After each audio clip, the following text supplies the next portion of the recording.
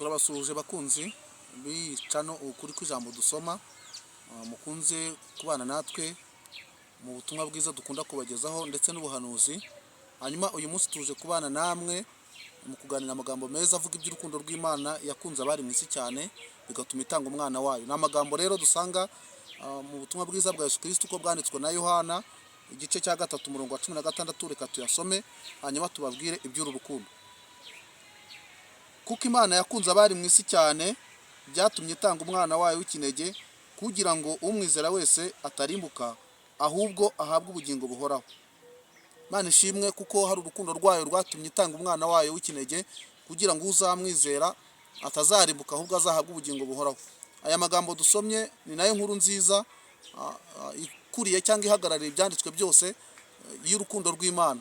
Ni nabwo butumwa tukwiye kubwira abantu ko habonetse umwami, habonetse umucunguzi, abazamwizera bazaba abana b'Imana kandi batazapfurwa iteka ryose baramwizeye.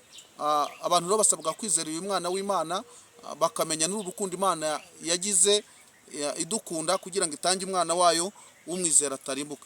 Imana ishimwe. Ntabwo rero twavuga iby'uru rukundo rw'Imana tudasobanurira abantu urukundo ni iki cyangwa urukundo rugaragara rute. Hanyuma rero ijambo urukundo rigaragara mu bice bitatu. Icya mbere tugiye kubabwira urukundo rw'Imana urunguru yagize rutapfa kugirwa n'umuntu uwo ari we wese. Usanga uru rukundo rw'Imana yihariye ni urukundo bita agape. Ni urukundo rero Imana ikunda abantu bayo, ni urukundo rw'Imana nyirizina.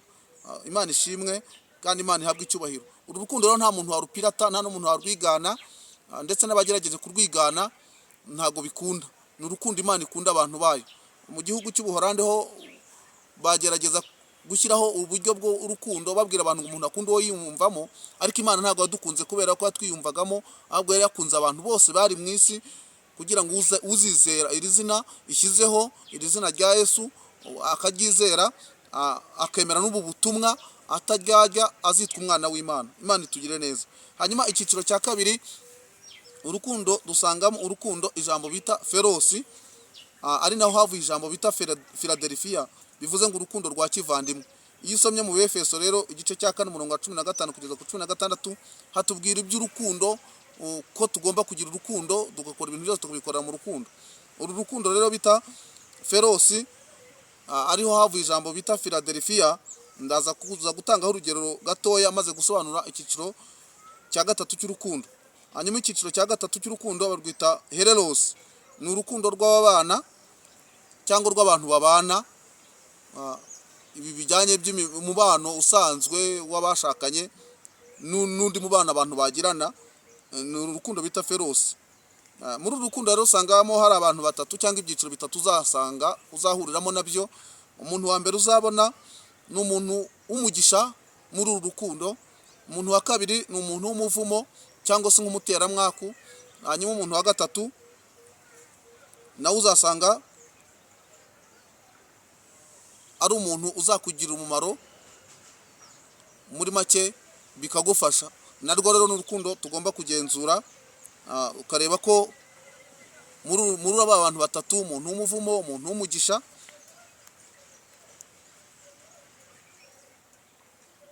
n'umuntu w'ikigeragezo. Kuko hari umuntu uzasanga mukundanye ariko ukabona abaye ikigeragezo, na cyane cyane kuri uru rukundo atari urukundo rw'abana b'Imana. Turi buze gusobanura urukundo rw'abana b'Imana. Hanyuma rero usabwa gukunda abantu bose. Bibiliya tubwira ngo murwanye uruhande, mugire umwete wo kubana n'abantu bose amahoro.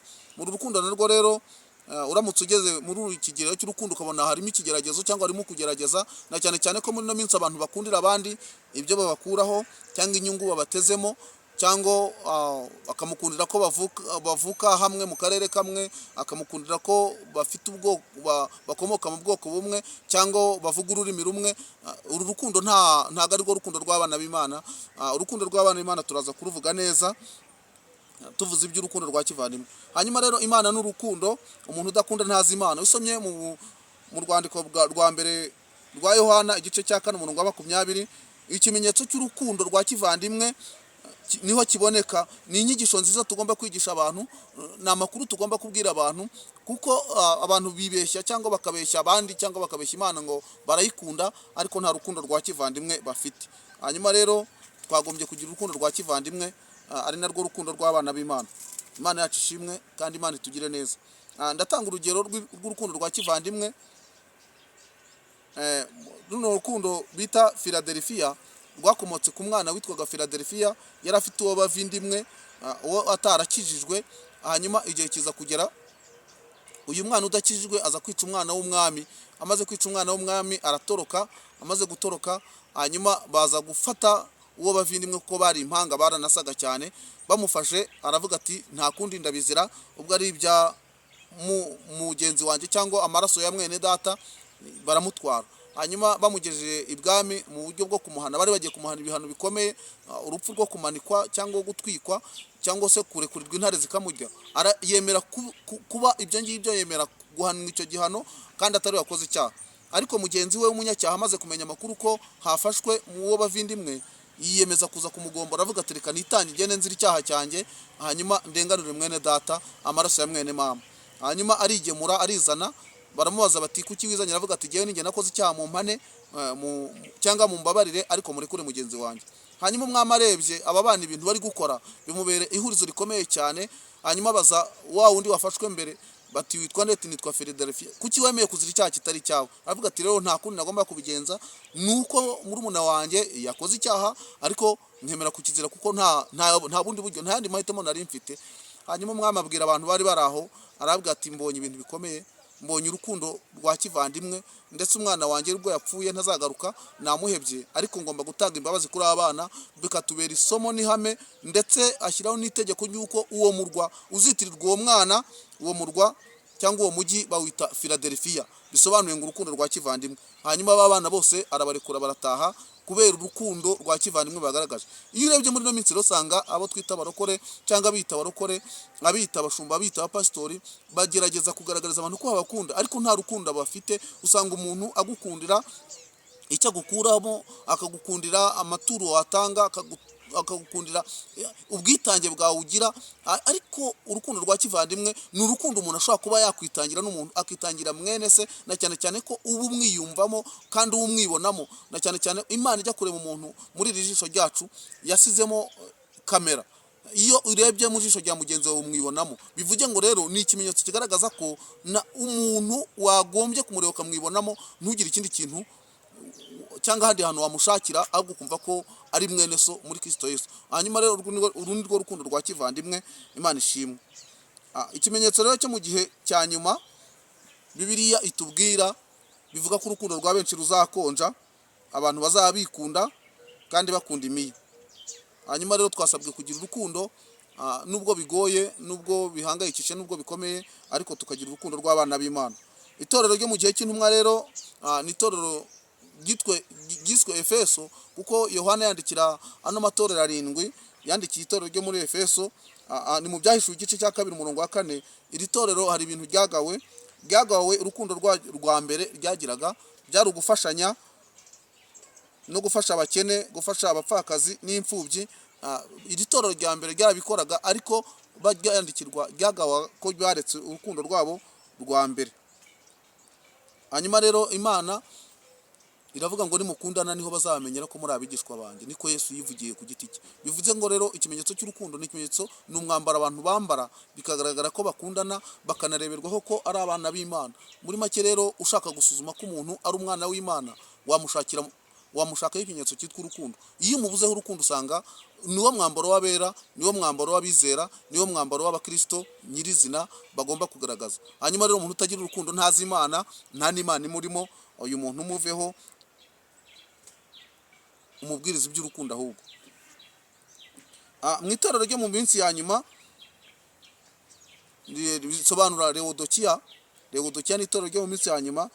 Iyo usomye mu Byahishuwe igice cya 3 umurongo wa 18 kugeza kwa 19, ni itorero naryo ryandikiwe rigirwa inama yo kugura imyenda rikambara, rigahisha isoni z'ubwambure, rikagirwa inama yo gusiga umuti ku maso bakabona.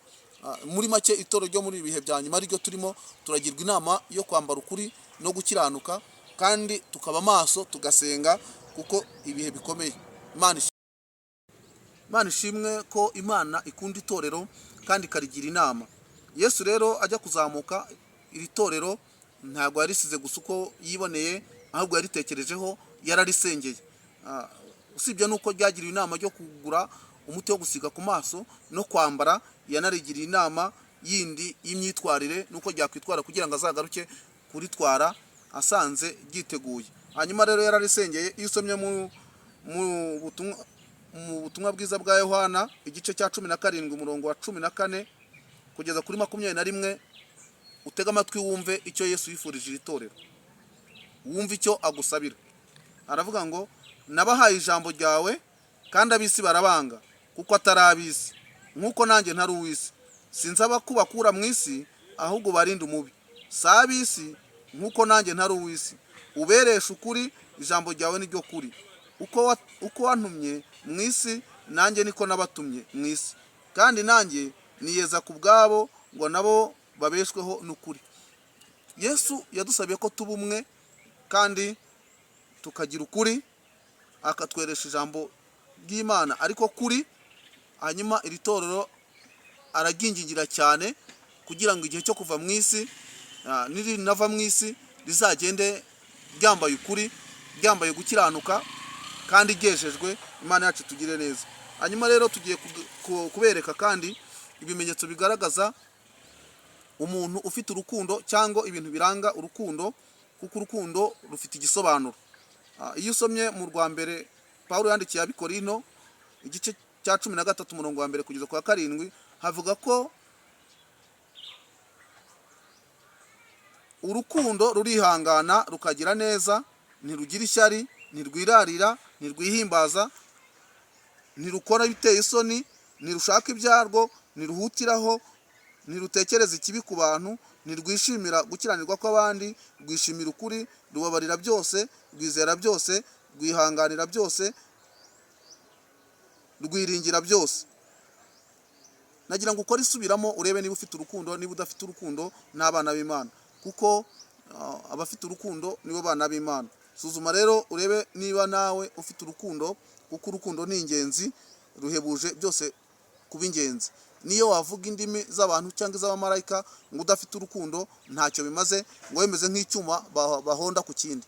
Hanyuma turasabira abantu kugira urukundo kandi bakezwa n'ukuri, ariryo jambo ry'Imana. Itorero Yesu akazaza kusanga ryiteguye kandi ryejejwe. Imana ihabwe icyubahiro. Wowe wumvise aya magambo, turagusaba rero ko wagira ikintu uhindukaho kandi wamenya umwanya ugomba guhagararamo ugakora icyo Imana ikwifuzaho. Mwakira amagambo y'Imana. Mana turagushimye kuko uri Uwiteka, uri rubashugira neza. Tugushimye ko utubwiye iby'urukundo, ukatubwira iby'urukundo rw'abana b'Imana. Bigaragara ko urukundo rwa benshi rwamaze gukonja, ibihe turimo n'ibihe bigoye, ariko wifuza ko twakwezwa n'ukuri, tugatunganywa n'ijambo, kandi tukagira urukundo rw'abana b'Imana, tukagira urukundo rwa kivandimwe. Biragoye, biranakomeye muri no isi irimo gushira, abantu barangana, abantu baragambanirana, ariko twebwe ko twamenye ukuri, kandi ukuri ariko ko ijambo ryawe kuzatubatura. Reka abantu babatuke rero muri ububata, ahubwo bamenye ukuri, bakizwe kandi bitegure babe maso. Icyubahiro n'ikibi cyawe mu izina rya Yesu, amen.